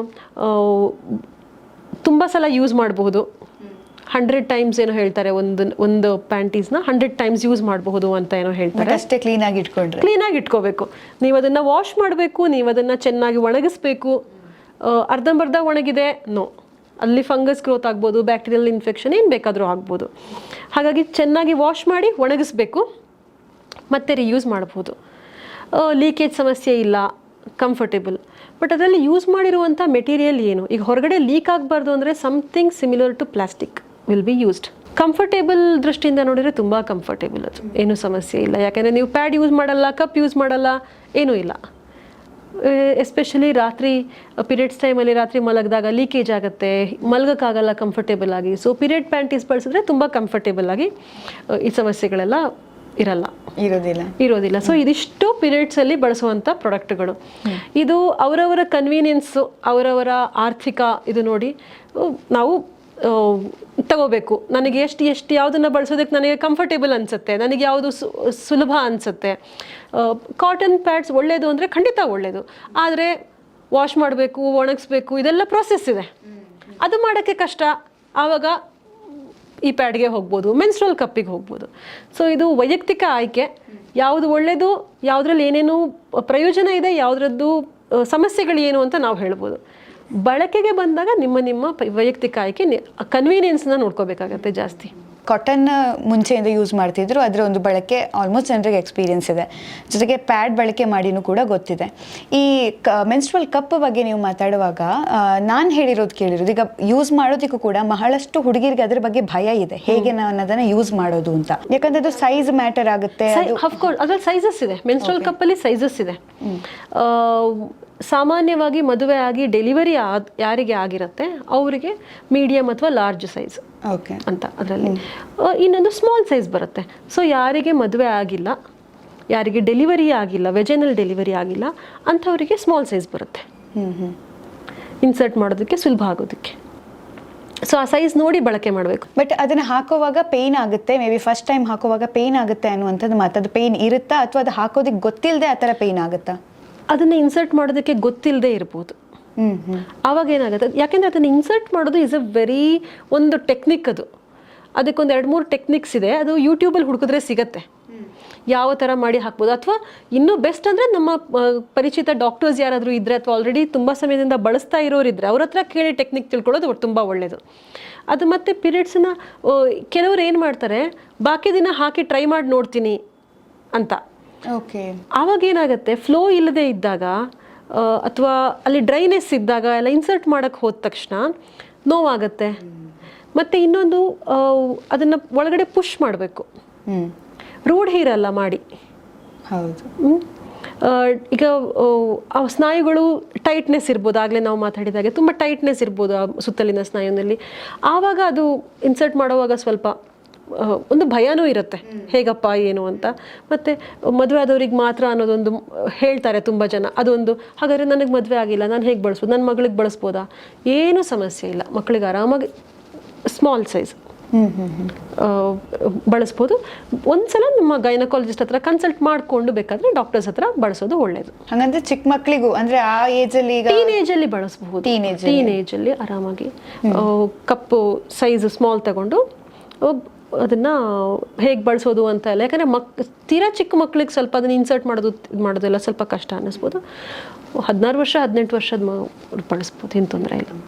ಈಗ ಈಗ ಬಟ್ಟೆಯಿಂದ ಬದಲಾವಣೆ ಪ್ಯಾಡ್ಗಾಗಿರೋದೇ ಭಾರಿ ಕಷ್ಟದಿಂದ. ಅಂದ್ರೆ ಈಗ ಅದು ಸ್ವಲ್ಪ ಸೆಟ್ ಆಗಿದ್ದಾರೆ ಅನ್ಸುತ್ತೆ ಜನ ಪ್ಯಾಡ್ಗೆ ಅದನ್ನ ಬಳಕೆ ಮಾಡೋದ್ರ ಬಗ್ಗೆ. ಇಂಥ ಟೈಮಲ್ಲಿ ಈಗ ಕಪ್ಸ್ ಅಂತ ಹೇಳುವಾಗ ಅವರಿಗೆ ಅದರ ಭಯ, ಅಂದ್ರೆ ಅದನ್ನ ಯೋಚನೆ ಮಾಡೋದಕ್ಕೂ ಭಯ ಇರುವಂತ ತುಂಬಾ ಜನ ಇರ್ಬೋದು. ಭಯ ಇದೆ. ನಾನು ತುಂಬಾ ಜನರನ್ನ ಹೀಗೆ ಮಾತಾಡುವಾಗ ಅಥವಾ ಈ ತರ ಸೆಷನ್ಸ್ ಅಲ್ಲಿ ಟಾಕ್ ಅಲ್ಲಿ ಎಲ್ಲ ಇದ್ರ ಬಗ್ಗೆ ಮಾತಾಡುವಾಗ ಭಯ ತುಂಬಾ ಇದೆ ಅವ್ರಿಗೆ. ಅದು ಹೇಗೆ ಬಳಸೋದು, ಅದು ಒಳಗಡೆನೆ ಉಳ್ಕೊಂಡ್ಬಿಟ್ರೆ ಏನ್ ಮಾಡೋದು, ಅದು ಒಳಗಡೆ ತುಂಬಾ ಒಳಗಡೆ ಹೋಗ್ಬಿಟ್ರೆ ಹೇಗೆ ತೆಗಿಲಿ, ಅದು ಕಟ್ ಆಗ್ಬಿಟ್ರೆ ಏನ್ ಮಾಡ್ಲಿ, ಇಂಥದ್ದೆಲ್ಲ ಭಯ ಇದೆ. ಕಟ್ ಆಗಲ್ಲ ಸಾಮಾನ್ಯವಾಗಿ. ಸಿಲಿಕಾನ್ ಮೆಟೀರಿಯಲ್ ಆ ಥರ ತಕ್ಷಣ ಕೈಗೆ ತುಂಡಾಗಿ ಬರೋ ಅಂಥದ್ದು ಮೆಟೀರಿಯಲ್ ಅಲ್ಲ ಅದು. ಅಂಥ ಭಯಗಳೆಲ್ಲ ಏನು ಬೇಡ. ಸಾಮಾನ್ಯ ನಾವು ಹೇಳ್ತೀವಿ, ನೀವು ಅದನ್ನ ಸರಿಯಾಗಿ ಹೇಗೆ ಹಾಕಬೇಕು, ಒಳಗಡೆ ಇನ್ಸರ್ಟ್ ಮಾಡೋದು ಹೇಗೆ ಅಂತ. ಇನ್ಸರ್ಟ್ ಮಾಡೋದು ತೆಗಿಯೋದು ಈಸ್ ಆನ್ ಆರ್ಟ್. ಅದನ್ನ ಒಳಗಡೆ ಹಾಕಿ ವ್ಯಾಕ್ಯೂಮ್ ಕ್ರಿಯೇಟ್ ಮಾಡಿ ಒಳಗಡೆ ಅದು ಹೋಗಿ ಅದು ಹಾಗೆ ಬಳಸೋದಕ್ಕೆ ಶುರು ಮಾಡಿದ್ರೆ ಗೊತ್ತಾಗತ್ತೆ ಅದು ಹೇಗೆ ಅಂತ. ಅಂದರೆ ಅದು ಒಳಗಡೆ ಹೋಗಿ ಕೂತ್ಕೊಳ್ಳುತ್ತೆ, ಗೊತ್ತಾಗತ್ತೆ ಅದು ಹೇಗೆ. ಆಮೇಲೆ ಬರಲ್ಲ, ಅದು ಹೊರಗಡೆ ತಾನಾಗಿ ಬರೋದೇ ಇಲ್ಲ. ಅದು ವ್ಯಾಕ್ಯೂಮ್ ರಿಲೀಸ್ ಮಾಡಿಬಿಟ್ಟು ತೆಗಿಬೇಕು. ಅಂದರೆ ಗಾಳಿಯನ್ನು ಒಳಗಡೆ ಪುಷ್ ಮಾಡಿ ಆಮೇಲೆ ಎಳಿಬೇಕು, ಆವಾಗ ಬರುತ್ತೆ. ಆ ಟೆಕ್ನಿಕ್ ಕಲ್ತ್ಕೊಂಡ್ಬಿಟ್ರೆ ಯಾವ ಭಯನೂ ಬೇಡ ಆಮೇಲೆ. ಓಕೆ, ಈಗ ಅದೇ ಪೀರಿಯಡ್ಸ್ ಕಪ್ಪು ಬಗ್ಗೆ ಮಾತಾಡಿದ್ವಿ. ಅದೇ ಟ್ಯಾಂಪೋನ್ ಅಂತ ಹೇಳಿದ್ರೆ ಅದನ್ನು ಹಾಕೋವಾಗ ತುಂಬ ಜನಕ್ಕೆ ಫೀಲ್ ಇರ್ಬೋದು, ನಾನು ನಡೆಯೋಕ್ಕಾಗುತ್ತಾ, ಅಥವಾ ನಾನು ಸ್ವಿಮ್ ಮಾಡೋವಾಗ, ಸೈಕ್ಲಿಂಗ್ ಮಾಡೋವಾಗ ಅದೆಲ್ಲ ಎಷ್ಟು ನಂಗೆ ಕಂಫರ್ಟೇಬಲ್, ಏನಾದರೂ ಚುಚ್ಚಿದಂಗೆ ಆಗಲ್ವಾ? ಆಗಲ್ಲ. ಅದು ಭಯ ಇರುತ್ತೆ, ಬಟ್ ಕಂಫರ್ಟ್ ಇರುತ್ತೆ. ಅದು ಒಂದ್ಸಲ ಒಳಗಡೆ ಹೋದರೆ ಅದು ಅದರಲ್ಲಿ ಏನು ಚುಚ್ಚೋ ಅಂಥ ಪದಾರ್ಥಗಳು ಅಂಥದ್ದೆಲ್ಲ ಏನೂ ಇರಲ್ಲ. ಹಾಗಾಗಿ ಏನೂ ಸಮಸ್ಯೆ ಆಗಲ್ಲ. ಟ್ಯಾಂಪೋನಲ್ಲಿ ಒಂದು ಸಮಸ್ಯೆ ಏನಾಗ್ಬೋದು ಅಂದರೆ ಅದರ ದಾರ ಏನಿದೆ ಅದು ಕಟ್ ಆದರೆ ಬೈ ಎನಿ ಚಾನ್ಸ್ ಆವಾಗ ಹೊರಗಡೆ ತೆಗಿಯೋದು ಸಮಸ್ಯೆ ಆಗ್ಬೋದು. ಅದರ್ವೈಸ್ ಏನು ಸಮಸ್ಯೆ ಅಂಥದ್ದಾಗಲ್ಲ. ಬಟ್ ನಿಮ್ಗೆ ಏನು ಅನ್ಸುತ್ತೆ ಡಾಕ್ಟರ್, ಈಗ ಪೀರಿಯಡ್ಸ್ ಬಗ್ಗೆನೇ ತುಂಬಾ ಜನ ಈಗಲೂ ಡೌಟ್ಫುಲ್ ಆಗಿರುವಂಥದ್ದು, ಅದ್ರ ಬಗ್ಗೆ ಭಯ ಇರುವಂಥದ್ದು, ಅದನ್ನ ಹೇಳ್ಕೊಳಕ್ ನಾಚಿಕೆ ಇರುವಂಥ ಸಮಯ ಅಂಥದ್ರಲ್ಲಿ ಇಂಥ ಪ್ರಾಡಕ್ಟ್ಗಳನ್ನೆಲ್ಲ ಉಪಯೋಗಿಸುವಂಥ ಯೋಚನೆ ಮಾಡೋದಕ್ಕೂ ಅವ್ರು ರೆಡಿ ಇದ್ದಾರೆ ಅಂತ ಅನ್ಸುತ್ತಾ? ಆಲ್ಮೋಸ್ಟ್ ಜನ ಸ್ವಲ್ಪ ಓಪನ್ ಅಪ್ ಆಗ್ತಾ ಇದ್ದಾರೆ ಜನ ಪ್ರಾಡಕ್ಟ್ಗಳ ಬಳಕೆಗೆ. ಆದರೆ ನೀವು ಹೇಳಿದಾಗೆ ಭಯ ಮತ್ತು ಮುಜುಗರ ಇದ್ದೇ ಇದೆ. ಸಾರ್ವಜನಿಕ ಅಂದರೆ ಪಬ್ಲಿಕ್ ಪ್ಲೇಸಲ್ಲಿ ಎಲ್ಲೋ ಒಂದು ಕಡೆ ಅಂತಲ್ಲ, ಓಪನ್ ಆಗಿ ಅದ್ರ ಬಗ್ಗೆ ಡಿಸ್ಕಷನ್ಗಳು ಕಡಿಮೆ ಇದೆ. ಕಪ್ ಯೂಸ್ ಮಾಡಿ ಅಂತಂದರೆ ಒಂದು ಸ್ವಲ್ಪ ಮುಜುಗರ ಪಟ್ಕೊಳ್ಳೋ ಅಂಥದ್ದು ಇಂಥದ್ದೆಲ್ಲ ತುಂಬ ಇದೆ. ಅದನ್ನು ಹೊರಗಡೆ ಬರಬೇಕು. ಯಾಕೆಂದರೆ ನಮ್ಮ ಜೀವನದ ಅವಿಭಾಜ್ಯ ಅಂಗ ಅದು ಹೆಣ್ಮಕ್ಳಿಗೆ. ಅದರ ಬಗ್ಗೆ ಚರ್ಚೆ ಮಾಡೋದ್ರಲ್ಲಿ ತಪ್ಪೇನೂ ಇಲ್ಲ. ನಮಗೆ ಯಾವ್ದು ಒಳ್ಳೇದು ನಾವು ಯೋಚನೆ ಮಾಡಲ್ವಾ? ನನಗೆ ಈಗ ನಾವೊಂದು ಸೀರೆ ತಗೋಬೇಕು, ಒಂದು ಡ್ರೆಸ್ ತಗೋಬೇಕು ಅಂದರೆ ನಾವು ಡಿಸ್ಕಸ್ ಮಾಡಲ್ವಾ ಒಂದೊಂದ್ಸಲ? ನೋಡು, ನನಗೆ ಈ ಕಲರ್ ಸೂಟ್ ಆಗತ್ತಾ, ನಂಗೆ ಈ ಶೇಪಿನ ನೆಕ್ ಸೂಟ್ ಆಗತ್ತಾ, ನಾನು ಈ ಥರ ಹಾಕ್ಕೊಳ್ಳ, ಅದು ಹಾಕ್ಕೊಳ್ಳ, ಡಿಸ್ಕಸ್ ಮಾಡ್ತೀವಿ ಅಲ್ವಾ ನಾವು? ಅಥವಾ ಊಟ ಮಾಡಬೇಕಾದ್ರೆ ಯೋಚನೆ ಮಾಡಲ್ವಾ, ಇದು ತಿಂದರೆ ನನಗೆ ಒಳ್ಳೇದಾ ಕೆಟ್ಟದ್ದಾ? ಟು ಸಮ್ ಎಕ್ಸ್ಟೆಂಟ್ ಅಟ್ಲೀಸ್ಟ್ ಯೋಚನೆ ಮಾಡ್ತೀವಿ. ಅಂಥದ್ರಲ್ಲಿ ಇಂಥ ಪ್ರಾಡಕ್ಟ್ಗಳ ಬಗ್ಗೆ, ಉತ್ಪನ್ನಗಳು ನಮ್ಮ ದೇಹದ ಅತ್ಯಂತ ಇಂಟಿಮೇಟ್ ಭಾಗದಲ್ಲಿ ನಾವು ಬಳಸ್ತೀವಿ. ನಮ್ಮ ಆರೋಗ್ಯಕ್ಕೆ ತುಂಬ ಮುಖ್ಯ ಇದು. ಪೀರಿಯಡ್ಸ್ ಅನ್ನೋಂಥದ್ದು ಹೆಣ್ಮಕ್ಳ ಆರೋಗ್ಯದ ಒಂದು ಮೇಜರ್ ಭಾಗ. ಅದಕ್ಕೆ ಸಂಬಂಧಪಟ್ಟ ಹಾಗೆ ಯೋಚನೆ ಮಾಡೋದಕ್ಕೆ ಶುರು ಮಾಡಬೇಕು, ಮಾತಾಡೋದಕ್ಕೆ ಓಪನ್ ಆಗಿ ಮಾತಾಡೋದಕ್ಕೆ ಶುರು ಮಾಡಬೇಕು. ಅಂದರೆ ಪ್ರಾಡಕ್ಟ್ ಬಗ್ಗೆ ಮಾತಾಡೋದು ಬಿಡಿ, ಈಗ ಕಾಟನ್ ಬಟ್ಟೆ ಬಗ್ಗೆ ಮಾತಾಡಿದ್ವಿ. ಅದು ಕಾಟನ್ ರಿಲೇಟೆಡೇ ಪ್ಯಾಂಟೀಸ್ ಬರುತ್ತೆ, ಅದನ್ನು ವಾಶ್ ಮಾಡಿ ಎಲ್ಲಾದರೂ ಒಣಗಿ ಹಾಕೋದಕ್ಕೆ, ಈವನ್ ಅಂಡರ್ ಗಾರ್ಮೆಂಟ್ಸನ್ನು ಒಣಗಿ ಹಾಕೋದಕ್ಕೆ ಇವಾಗಿನ ಕಾಲದಲ್ಲಿ ಅದನ್ನೂ ಭಯ ಪಡ್ತಿದ್ದಾರೆ. ಅದು ಕೂಡ ಚೆನ್ನಾಗಿರೋ ಬಿಸಿಲಲ್ಲಿ ಒಣಗಿಸೋದಕ್ಕೆ ರೆಡಿ ಇಲ್ಲ ಅವರು, ಎಲ್ಲೋ ವಾಶ್ರೂಮಲ್ಲೇ ಹಾಕಿಬಿಡ್ತಾರೆ. ಹೌದು, ಅದಕ್ಕೆ 2 ಕಾರಣ ಇದೆ. ಒಂದು ಮುಜುಗರ ಆಗತ್ತೆ ಅನ್ನೋದು ಒಂದು, ಇನ್ನು ನಮ್ಮ ಸಾಮಾಜಿಕ ಸ್ಥಿತಿಯೂ ಹಾಗೇ ಇದೆ. ಇದು ಎಲ್ಲರೂ ಎದುರಿಸ್ತಿರೋವಂಥ ಸಮಸ್ಯೆ. ಈಗ ಒಂದು ಹೆಣ್ಣು ಮಹಿಳೆ ತನ್ನ ಅಂಡರ್ ಗಾರ್ಮೆಂಟ್ಸನ್ನು ಎಲ್ಲೋ ಹೊರಗಡೆ ಒಣಗಿ ಹಾಕಿದ್ಲು ಅಂದರೆ ಅದನ್ನು ಸಮಾಜದಲ್ಲಿ ನಮ್ಮ ಜನ ನೋಡೋ ದೃಷ್ಟಿನೇ ಬೇರೆ ಇರುತ್ತೆ. ಅದು ಸಹಜವಾಗಿ ಅದಿರಲಿ ಅಲ್ಲಿ. You don't have to give much importance to that. ಅದು ಯೋಚನೆ ಮಾಡಲ್ಲ. ಇನ್ನು ಹಲವಾರು ಇಂಥ ಸಮಸ್ಯೆಗಳು ಬರುತ್ತೆ. ಹೇಳ್ಬೋದಾ ಗೊತ್ತಿಲ್ಲ ನನಗೆ. ಇಲ್ಲಿ ಗಂಡಸರು ಎಲ್ಲರೂ ಅಂತ ನಾನು ಹೇಳೋದಿಲ್ಲ, ಬಟ್ ಮೆನಿ ಮೆನ್ ಇದನ್ನ ಸೆಕ್ಷುವಲೈಸ್ ಮಾಡುವಂಥದ್ದು, ಇದನ್ನ ಹೆಣ್ಣು ಮಕ್ಕಳ ಬಗ್ಗೆ ಕೆಟ್ಟದಾಗಿ ಮಾತಾಡೋದಕ್ಕೆ ಅವರಿಗೆ ಉದ್ದೇಶಪೂರ್ವಕವಾಗಿ ಮುಜುಗರ ಪಡಿಸೋದಕ್ಕೆ ಮಾತಾಡುವಂಥದ್ದು ಅಥವಾ ಅದನ್ನ ಬೇರೆ ದೃಷ್ಟಿಯಿಂದ ನೋಡುವಂಥದ್ದು, ಇದೆಲ್ಲ ತುಂಬ ಇರುವಾಗ ಇದು ಸಾಮಾಜಿಕ ಸಮಸ್ಯೆ. ಬರೀ ಹೆಣ್ಣು ಮಕ್ಕಳು ಮುಜುಗರ ಪಟ್ಕೋತಾರೆ, ಅದು ಹಲವಾರು ವಿಷಯಕ್ಕೆ ಮಾಡ್ತಾರೆ ಬಿಡಿ. ಬಾಡಿ ಶೇಮಿಂಗ್ ಆಗಿರ್ಬೋದು, ಒಂದು ಹೆಣ್ಮಗು ಸ್ವಲ್ಪ ದಪ್ಪಗಿದೆ ಅಂದರೆ ಅದು ಇಟ್ ಬಿಕಮ್ಸ್ ಅನ್ ಇಶ್ಯೂ. ಅಂಥದ್ರಲ್ಲಿ ಇಂಥ ತುಂಬ ಸೂಕ್ಷ್ಮ ವಿಚಾರ. ನಮಗೆ ಮುಜುಗರ ಭಯ ಇದೆ ಅನ್ನೋದು ಒಂದು ಕಡೆ, ಅದನ್ನು ನಾವು ಆ ಬ್ಯಾರಿಯರನ್ನು ಬ್ರೇಕ್ ಮಾಡಬೇಕು, ಅದರಿಂದ ಹೊರಗಡೆ ಬರಬೇಕು. ಹೊರಗಡೆ ಮಾತಾಡೋದಕ್ಕಾಗೋದಿಲ್ಲ, ಕೊನೆ ಪಕ್ಷ ನಿಮ್ಮ ವೈದ್ಯರ ಹತ್ರ, ನಿಮ್ಮ ಅಕ್ಕ ತಂಗಿ ಅಥವಾ ಸ್ನೇಹಿತರ ಹತ್ರ ಮಾತಾಡೋಷ್ಟಾದರೂ ನಾವು ಅಷ್ಟು ಸ್ವಲ್ಪ ಈಗ ಮುಂಚೆಗಿಂತ ಬೆಟರ್ ಇದೆ, ಅಷ್ಟು ಬೆಟರ್ ಇದೆ ಈಗ ಸ್ವಲ್ಪ ಹಿಂದಿನ ಕಾಲಕ್ಕೆ ಕಂಪೇರ್ ಮಾಡಿದರೆ. ಈವನ್ ಚಿಕ್ಕ ಮಕ್ಕಳು ಅದನ್ನು ಮಾತಾಡ್ತಾರೆ ತನ್ನ ತಾಯಿ ಹತ್ರ ಆಗಿರ್ಬೋದು, ಇದು ಎಲ್ಲ. ಬಟ್ ಆದರೆ ಅದಕ್ಕಿಂತ ಹೆಚ್ಚು ಸ್ವಲ್ಪ ಕಷ್ಟ ಇದೆ, ಯಾಕೆಂದರೆ ಬರೀ ಹೆಣ್ಮಕ್ಳಿಗೆ ಸಂಬಂಧಪಟ್ಟಿದ್ದಲ್ಲ, ಆವಾಗ ಸಾಮಾಜಿಕ ಸಮಸ್ಯೆ ಆಗಿದೆ ಅದು. ಹೌದು ಅಲ್ವಾ? ಹೌದು. ಸೊ ಇದು ಅನ್ಸುತ್ತೆ. ಹೌದು. ಈಗ ನೀವೊಬ್ರು ಈಗ ಪರ್ಸ್ನಲ್ ಒಪಿನಿಯನ್ ಕೊಡೋದಾದ್ರೆ ಯಾವುದು ಬೆಟರ್ ಅನ್ಸುತ್ತೆ? ಈಗ ಪ್ಯಾಡ್ ಅನ್ಸುತ್ತಾ, ಕಾಟನ್ ಬಟ್ಟೆ ಬಳಸೋದು ಬೆಟರ್ ಅಂತ ಅನ್ಸುತ್ತಾ, ಅಥವಾ ಮೆನ್ಸ್ಟ್ರಲ್ ಕಪ್, ಟ್ಯಾಂಪೋನ್ ಯಾವ್ದು ಬಳಸಿದ್ರೆ ಬೆಟರ್ ಅಂತ ಅನ್ಸುತ್ತೆ? ಯಾವುದು ಸಮಸ್ಯೆ ಆಗ್ತಾ ಇಲ್ಲ, ನೋವು ಆಗ್ತಾ ಇಲ್ಲ, ಬಳಕೆಗೆ ಕನ್ವೀನಿಯನ್ಸ್ ಇದೆ ಅಂದರೆ ಕಪ್ ಇಸ್ ಬೆಸ್ಟ್. ಆದರೆ ಒಂದೇನು ಅಂದರೆ ಕಪ್ಪಿನಿಂದ ಯಾವುದೇ ಹಾನಿ ಆಗಿದೆಯಾ ಇಷ್ಟು ತನಕ? ಯಾಕಂದರೆ ರೀಸೆಂಟ್ ಟೈಮ್ಸಲ್ಲಿ ಬಂದಿರೋವಂಥದ್ದು ಸಂಶೋಧನೆಗಳು ಗೊತ್ತಿರೋ ಹಾಗೆ ಏನೂ ಸಮಸ್ಯೆ ಇಲ್ಲ, ಬಟ್ ದೀರ್ಘಕಾಲ ಇಟ್ಟರೆ ಸಮಸ್ಯೆ ಆಗುತ್ತೆ. ಒಂದೇನಾಗುತ್ತೆ, ತುಂಬ ಸಿಂಪಲಾಗಿ ಹೇಳೋದು ಅಂದರೆ ನಮ್ಮ ದೇಹದಿಂದ ಕೆಳಗಿನ ದಿಕ್ಕಿನಲ್ಲಿ ಸ್ರಾವ ಆಗ್ತಿರುತ್ತೆ, ಡೌನ್ವರ್ಡ್ ಫ್ಲೋ ನಡೀತಾ ಇರಬೇಕು, ಅದನ್ನು ಬ್ಲಾಕ್ ಮಾಡಬಾರ್ದು. ನಾವು ಕಪ್ ಇನ್ಸರ್ಟ್ ಮಾಡಿದಾಗ ಒಂದು ರೀತಿಯಲ್ಲಿ ಬ್ಲಾಕ್ ಮಾಡಿದ ಹಾಗೆ. ಹೌದು. ಆ ಬ್ಲಾಕೇಜಿಂದ ಸಮಸ್ಯೆ ಆಗಬಹುದಾ ಅನ್ನೋದು. ಆದ್ದರಿಂದ 2-3 ತಾಸು 4 ತಾಸು ಎಟ್ ದ ಮ್ಯಾಕ್ಸ್ ಅದನ್ನು ಒಂದ್ಸಲ ತೆಗೆದು ಖಾಲಿ ಮಾಡೋದು ಬೆಟರ್. ಅಲ್ಲೇ ಅದು ಇದ್ದಾಗ ಆ ಬ್ಲಾಕೇಜಿಂದ ಏನಾದ್ರು ಸಮಸ್ಯೆ ಆಗ್ಬೋದಾ? ಅದು ಈಗ ಬಂದು 10-15 ವರ್ಷ ಆಯಿತು, ದೀರ್ಘಕಾಲ ಬಳಕೆಯಿಂದ ಸಮಸ್ಯೆ ಆಗಿದೆಯಾ ಅಥವಾ ಏನೋ ಸಮಸ್ಯೆ ಆಗಿದ್ರೆ ಇದರಿಂದಾನೇ ಆಗಿದೆಯಾ ಅನ್ನೋದೆಲ್ಲ ಗೊತ್ತಿಲ್ಲ, ಇನ್ನು ಸ್ಟಡಿ ಮಾಡಿಲ್ಲ. ಬಟ್ ನಾವು ಹಾಗೆ ನೋಡೋದಾದರೆ ಯಾವುದನ್ನು ಬ್ಲಾಕ್ ಮಾಡಬಾರ್ದು ಅಂತ ಹೇಳ್ತೀವಿ ಫ್ಲೋವನ್ನು. ಬಟ್ ನಾವು ಒಳಗಡೆನೇ ಬ್ಲಾಕ್ ಮಾಡ್ತಾ ಇಲ್ಲ, ಅದು ಸರ್ವಿಕ್ಸಿಂದ ಹೊರಗಡೆ, ಗರ್ಭಕೋಶದಿಂದ ಹೊರಗಡೆ ಬಂದು ವೆಜೈನಾದಲ್ಲಿ ಅಂದರೆ ಯೋನಿಯ ಭಾಗದಲ್ಲಿ ಬ್ಲಾಕ್ ಆಗಿರುತ್ತೆ. ಹಾಗಾಗಿ ಆಗಾಗ ಅದನ್ನು ಎಂಟಿ ಮಾಡಬೇಕು. ಇನ್ನೊಂದೇನು ಅಂದರೆ ದೇಹದಿಂದ ಹೊರಗೆ ಬಂದ ತಕ್ಷಣ ಅದು ನಮ್ಮ ರಕ್ತ ಏನಿದೆ ಅದು ಕೊಡಿಯೋಕ್ಕೆ ಶುರುವಾಗುತ್ತೆ, ಸಹಜ ಅಲ್ವಾ? ದೇಹದಿಂದ ಹೊರಗಡೆ ಬಂದರೆ ಆಗ ಅಲ್ಲಿ ಸೋಂಕುಗಳು ಎಲ್ಲ, ಎನಿ ಇನ್ಫೆಕ್ಷನ್, ಫಂಗಲ್ ಇನ್ಫೆಕ್ಷನ್ ಏನು ಬೇಕಾದ್ರೂ ಶುರುವಾಗ್ಬೋದು. ಹಾಗಾಗಿ ಆಗಾಗ ಖಾಲಿ ಮಾಡಬೇಕು. ಅದೇ ಈ 2-3 ಅಂಶಗಳನ್ನು ಬಿಟ್ಟರೆ cup is very convenient. Periods ಟೈಮಲ್ಲಿ ಏನೋ ಒಂದು ಪ್ರಾಡಕ್ಟ್ ಬಳಸಿದ್ದೀವಿ ಅನ್ನೋದೇ ಗೊತ್ತಾಗೋದಿಲ್ಲ. ಎಸ್ಪೆಷಲಿ ಯಾರಾದರೂ ಒಂದು ಪೀರಿಯಡ್ಸ್ ಟೈಮಲ್ಲಿ ಏನೂ ಕೆಲಸ ಮಾಡಬೇಡಿ ಅಂತಲೇ ನಾನು ಹೇಳ್ತೀನಿ. ಸ್ಕೂಟರ್ ಓಡಿಸೋದು, ಕಾರ್ ಓಡಿಸೋದು, ಏನೋ ಒಂದು ಎಕ್ಸಸೈಸ್ ಮಾಡೋದು ಏನೂ ಮಾಡಬೇಡಿ. ಆದರೆ ಬೈ ಚಾನ್ಸ್ ನೀವು ಮಾಡಬೇಕು, ಸ್ಕೂಟ್ರ್ ಓಡಿಸ್ಬೇಕಾಗತ್ತೆ, ಈ ಥರ ಎಲ್ಲ ಇದ್ದಾಗ ಪ್ಯಾಡ್ ಬಳಸಿದಾಗ ತುಂಬ ಡಿಸ್ಕಂಫರ್ಟ್ ಇರುತ್ತೆ. ಡ್ರೈವಿಂಗ್ ಮಾಡಬೇಕಾದ್ರೆ, ಕಾರ್ ಡ್ರೈವಿಂಗ್ ಆಗಿರ್ಬೋದು, 2 ವೀಲರ್ ಆಗಿರ್ಬೋದು. ಕಪ್ ಬಳಸಿದ್ರೆ ಆ ಸಮಸ್ಯೆ ಇರಲ್ಲ. ಓಕೆ.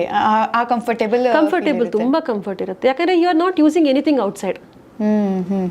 ಬಟ್ ನಂಗೇನು ಡೌಟ್, ಮಿಸ್ಪ್ಲೇಸ್ ಆಗೋದು ಎಲ್ಲ ಸಮಸ್ಯೆನೇ ಇರಲ್ಲ ಅವಾಗ. ಹೌದು. ಬಟ್ ಈ ಅದನ್ನ ಬಳಕೆ ಮಾಡುವಾಗ ಈಗ ಬಳಕೆ ಮಾಡದೇ ಇರೋರ್ಗೆ ಏನು ಡೌಟ್ ಇರುತ್ತೆ ಅಂದರೆ ಅದನ್ನ ಕ್ಲೀನ್ ಮಾಡಬೇಕಾದ್ರೆ, ತೆಗಿಬೇಕಂದ್ರೆ ಅದು ಓಪನ್ ಆಗಿ ಫುಲ್ ಮೆಸ್ ಆಗುತ್ತಾ ತೆಗಿವಾಗ? ಅಂದರೆ ಈಗ ಯಾವುದೋ ಒಂದು ಬಲೂನನ್ನು ಟಪ್ ಅಂದರೆ ಟಪ್ ಸ್ಪ್ರೆಡ್ ಆಗಿಬಿಡುತ್ತೆ, ಈ ಥರದ್ದೆಲ್ಲ ಹೇಗೆ ಅನ್ನೋದು ಡೌಟ್ ಇರುತ್ತೆ. ಅಂತ ಭಯದಿಂದಲೂ ಸುಮ್ಮನೆ ಇದ್ದಾರೆ ತುಂಬ. ಹೌದು, ಅದೊಂದು. ಯಾಕೆಂದರೆ ನಮಗೆ ಏನು ಅಭ್ಯಾಸ ಅಂದರೆ ನಾವು ಪ್ಯಾಡ್ ಅಥವಾ ಬಟ್ಟೆ ಏನಾದರೂ ಯೂಸ್ ಮಾಡಿದಾಗ ಅದು ಹೀರ್ಕೊಂಡು ಬಿಟ್ಟಿರುತ್ತೆ, ನಾವು ಬ್ಲಡ್ ಆಸಿಟೀಸ್ ನೋಡೋದಿಲ್ಲ ಅಲ್ಲಿ. ಇಲ್ಲಿ ಹಾಗಲ್ಲ, ಕಪ್ಪಲ್ಲಿ ರಕ್ತ ತುಂಬಿಕೊಂಡಿರುತ್ತೆ, ಸ್ರಾವ ಆಗಿರೋದೇನು ತುಂಬಿಕೊಂಡಿರುತ್ತೆ. ಅದನ್ನು ನಾವು ನೀಟಾಗಿ ತೆಗೆದ್ರೆ ಕಾಣಿಸುತ್ತೆ. ಅದು ಸ್ವಲ್ಪ ಒಂದೊಂದ್ಸಲ ಓವರ್ ತುಂಬಿದ್ರೆ, ನಾವೀಗ ನಮಗೆ ಫಸ್ಟ್ ಡೇ ಇರ್ಬೋದು, ಸೆಕೆಂಡ್ ಡೇ ಇರ್ಬೋದು, ಫ್ಲೋ ಸ್ವಲ್ಪ ಜಾಸ್ತಿ ಇರುತ್ತೆ. ಆವಾಗ ನಾವು 4 ಅವರ್ಸಲ್ಲಿ 3 ಅವರ್ಸಲ್ಲಿ ತೆಗೆದಿಲ್ಲ, ಅಥವಾ ಫ್ಲೋ ಸ್ವಲ್ಪ ಜಾಸ್ತಿ ಆಯಿತು, ನಾವು ಒಂದು 6 ಅವರ್ಸ್ ಹಾಗೆ ಬಿಟ್ವಿ ಅಂದರೆ ತುಂಬಿಕೊಂಡಿರುತ್ತೆ ಒಳಗಡೆ. ಆವಾಗ ವೆನ್ ಯು ರಿಮೂವ್, ಹೊರಗಡೆ ಚೆಲ್ಲಿದಾಗ ಆಗುತ್ತೆ ಸ್ವಲ್ಪ. So you have to remove it in washroom itself always. ಕಮೋಡಲ್, ಇದು ಟಾಯ್ಲೆಟ್ ಅಲ್ಲಿ ಅಥವಾ ಕೂತ್ಕೊಂಡು, ಯಾಕಂದರೆ ಅದಕ್ಕೊಂದು ಪೊಸಿಷನ್ ಇದೆ. ಮತ್ತು ಇನ್ನೊಂದು ಇನ್ಸರ್ಟ್ ಮಾಡೋದಕ್ಕೆ, ತೆಗಿಯೋದಕ್ಕೆ ಏನು ಸ್ಕ್ವಾಟಿಂಗ್ ಪೊಸಿಷನ್ ಏನಿದೆ ಟಾಯ್ಲೆಟಲ್ಲಿ, ಕುಕ್ಕರ್ಗಲ್ಲಿ ಕೂತ್ಕೋತೀವಲ್ಲ, that is the best position. ಇಲ್ಲಾಂದ್ರೆ ಒಂದು ಕಾಲನ್ನ ಎತ್ತಿ ಮೇಲಿಟ್ಟು ನಿಂತ್ಕೊಳ್ಳೋಂಥ ಪೊಸಿಷನಲ್ಲಿ. ಸೊ ಆವಾಗ ಕನ್ವೀನಿಯೆಂಟ್. ಸೊ ಹಾಗಾಗಿ ಮತ್ತೆ ಹಾಕುವಾಗ ತೆಗೆಯುವಾಗ ವಾಶ್ರೂಮಲ್ಲೇ you should do it.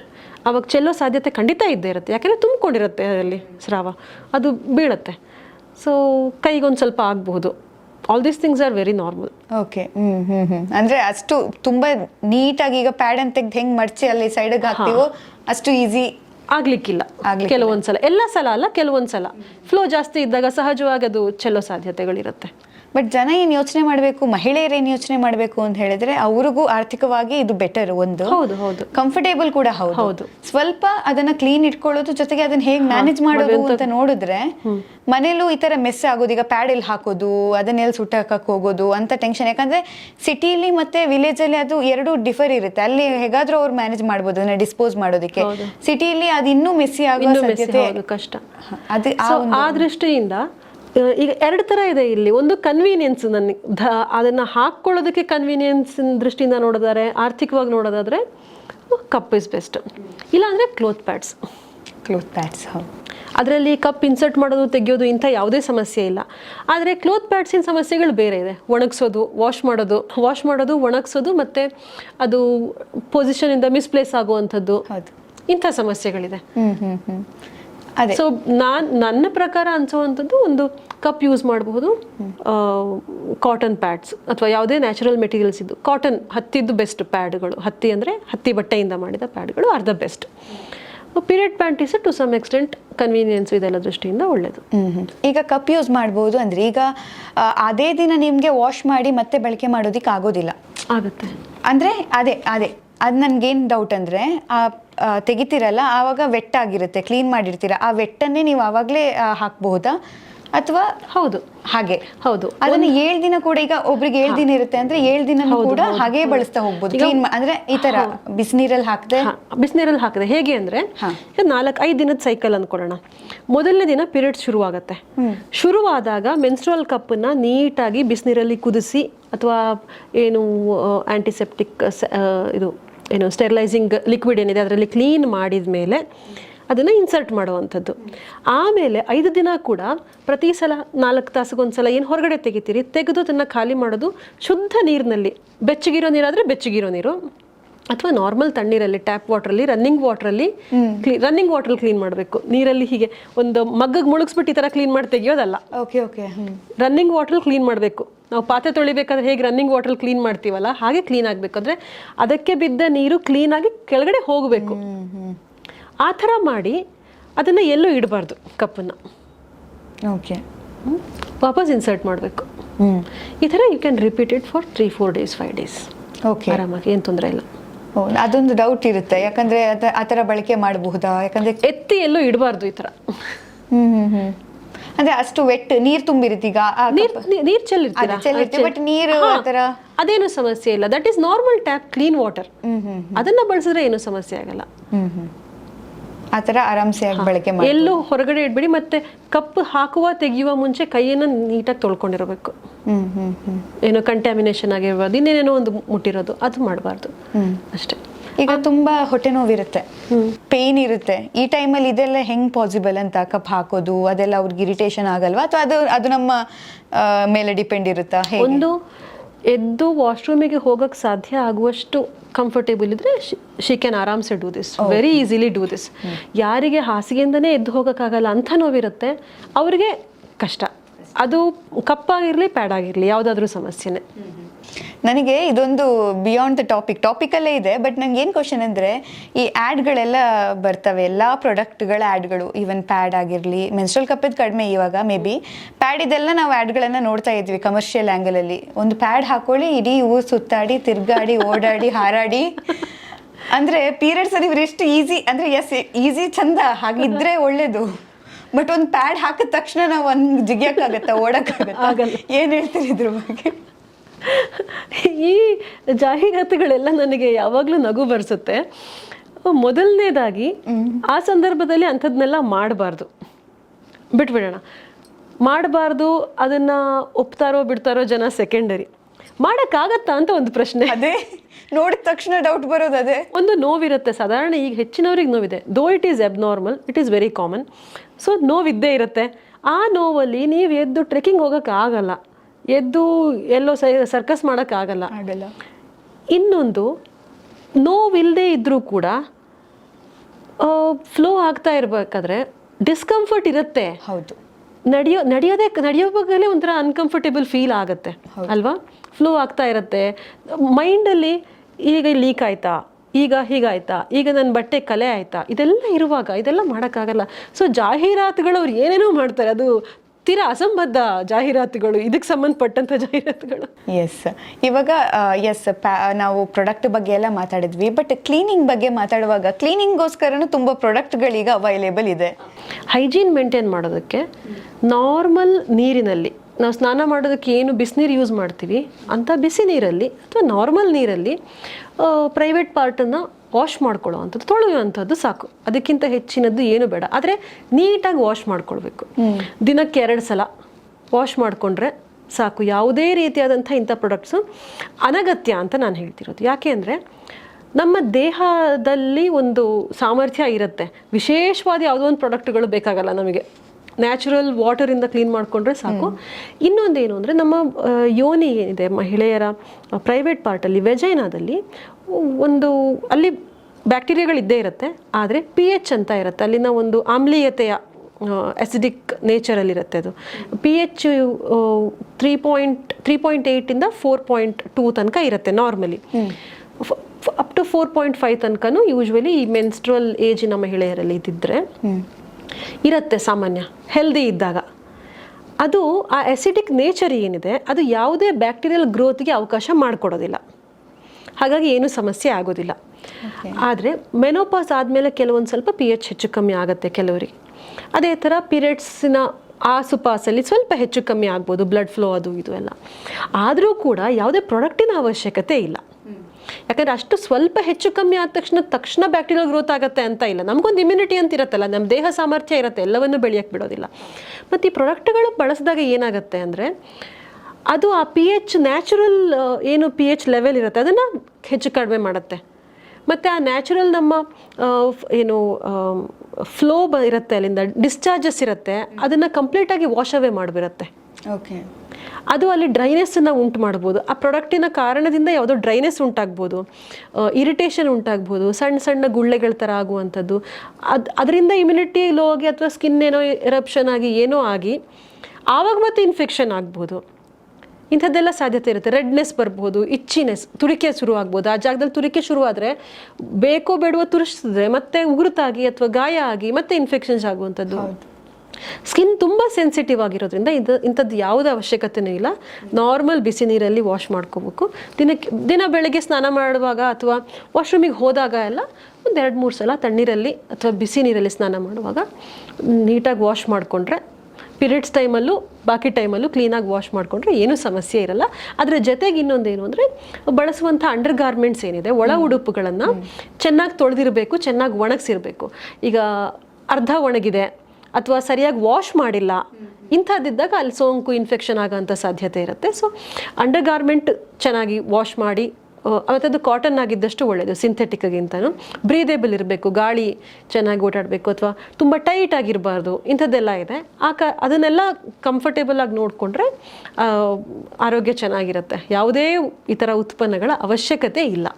S, ಆ ಪ್ರಾಡಕ್ಟ್ಗಳನ್ನು ಹೇಗೆ ಬಳಸಬೇಕು ಮತ್ತು ಯಾವುದು ಒಳ್ಳೆಯದು ಯಾವುದು ಕೆಟ್ಟದು ಅನ್ನೋ ವಿಚಾರಗಳನ್ನು ಕೂಡ ಹೇಳಿದ್ರಿ. ಒಂದು ಫೈನಲ್ ಕನ್ಕ್ಲೂಷನ್ ಕೊಡೋದಿದೆ ಅಂದರೆ, ಸ್ಟಿಲ್ ಒಂದು ಕನ್ಫ್ಯೂಷನ್ಸ್ ಇದೆ, ನಾನು ಯಾವುದನ್ನು ಬಳಕೆ ಮಾಡಬೇಕು ಅಂತ ಇದ್ದರೆ ಅಂಥವ್ರಿಗೆ ಒಂದು ಮಾತು ಏನು ಹೇಳ್ತೀರಿ? ಓಕೆ, ಪೀರಿಯಡ್ಸಲ್ಲಿ ನಾನು ಪ್ಯಾಡ್ ಬಳಸಬೇಕಾ, ಕಪ್ ಬಳಸಬೇಕಾ, ಇಂಥದ್ದೆಲ್ಲ ಗೊಂದಲಗಳಿದ್ರೆ ಮೊದಲನೇದು ನಿಮಗೆ ಕಂಫರ್ಟೇಬಲ್ ಯಾವ್ದು ಅನ್ಸುತ್ತೆ, ಕನ್ವೀನಿಯನ್ಸ್ ಯಾವ್ದು ಅನ್ಸುತ್ತೆ, ಬೇಸ್ಡ್ ಆನ್ ನೀವೇನು ಕೆಲಸ ಮಾಡ್ತೀರಿ, ನೀವು ಕೂತೇ ಇರ್ತೀರಾ, ನೀವು ಓಡಾಟ ಇದೆಯಾ, ಇದರೆಲ್ಲ ಆಧಾರದಲ್ಲಿ ನಿಮಗೆ ಯಾವುದು ಕಂಫರ್ಟೇಬಲ್ ಅನಿಸುತ್ತೆ, ಅದರ ಜೊತೆಗೆ ಆರ್ಥಿಕವಾಗಿ ನಿಮಗೆ ಯಾವುದು ಒಳ್ಳೆಯದು ಅಂತ ಅನಿಸುತ್ತೆ ನೋಡಿ. ಈ ಎಲ್ಲ ಅಂಶಗಳನ್ನು ಗಮನದಲ್ಲಿಟ್ಕೊಂಡು ನೀವು ಒಂದು ಪ್ರಾಡಕ್ಟನ್ನು ಬಳಸೋದಕ್ಕೆ ಆರಂಭ ಮಾಡ್ಬೋದು. ಒಂದು ಕನ್ವೀನಿಯನ್ಸ್, ಇನ್ನೊಂದು ಆರ್ಥಿಕ ದೃಷ್ಟಿಯಿಂದ ನೋಡಿ, ಇನ್ನೊಂದು ಅದನ್ನು ತೊಳೆಯೋದು ಅಥವಾ ಅದನ್ನು ಮತ್ತೆ ಬಳಸಿ ರೀಯೂಸೇಬಲ್ ಮಾಡುವಂಥ ಈ ಕಾಟನ್ ಪ್ಯಾಡ್ಸ್ ಆದರೆ ಅದೆಲ್ಲ ಮಾಡುವಂಥ ಸಮಯ ನಿಮಗಿದೆಯಾ, ಈ ಎಲ್ಲವನ್ನು ಗಮನದಲ್ಲಿಟ್ಕೊಂಡು ನಿಮಗೆ ಯಾವುದು ಹೊಂದತ್ತೆ, ನಿಮ್ಮ ಆರೋಗ್ಯಕ್ಕೆ ಯಾವುದು ಒಳ್ಳೆಯದು, ಕಂಫರ್ಟೇಬಲ್ ಯಾವುದು ಅಂತ ನೋಡ್ಕೊಂಡು ಅದನ್ನು ಬಳಸಬಹುದು. ಎಸ್, ತುಂಬ ಚೆನ್ನಾಗಿ ಹೇಳ್ಕೊಟ್ರಿ ಮೇಡಮ್. ಯಾಕಂದರೆ ಆ ಪ್ರಾಡಕ್ಟ್ಗಳ ಬಗ್ಗೆ ಎಲ್ರಿಗೂ ಗೊತ್ತಿರುತ್ತೆ, ಬಟ್ ತುಂಬ ಕನ್ಫ್ಯೂಷನ್ಸ್ ಇರುತ್ತೆ. ಇವತ್ತು ತುಂಬ ಜನರಿಗೆ ಆ ಕನ್ಫ್ಯೂಷನ್ಸ್ ಕಡಿಮೆ ಆಗಿದೆ ಅಂತ ಅನ್ಸ್ಬೋದು, ಬಟ್ ಎಲ್ಲವೂ ಅನುಭವಕ್ಕೆ ಬಂದಾದ ಮೇಲೇ ಕ್ಲಿಯರ್ ಆಗೋದು. But thank you ma'am, thank you so much. ನಿಮಗೂ ಕೂಡ ಈ ವಿಡಿಯೋ ಇಷ್ಟ ಆದರೆ ಲೈಕ್ ಮಾಡಿ, ಶೇರ್ ಮಾಡಿ, ಕಮೆಂಟ್ ಮಾಡಿ. ನಿಮ್ದು ಏನೇ ಡೌಟ್ಸ್ ಇದ್ರೂ ಕೂಡ ನೀವು ಕೇಳ್ಬೋದು. ಖಂಡಿತವಾಗ್ಲೂ ಅದಕ್ಕೆ ಮ್ಯಾಮ್ ಆನ್ಸರನ್ನು ಕೊಡ್ತಾರೆ. ಸೊ ವಿಡಿಯೋ ಇಷ್ಟ ಆದರೆ ಲೈಕ್ ಮಾಡಿ. Thank you.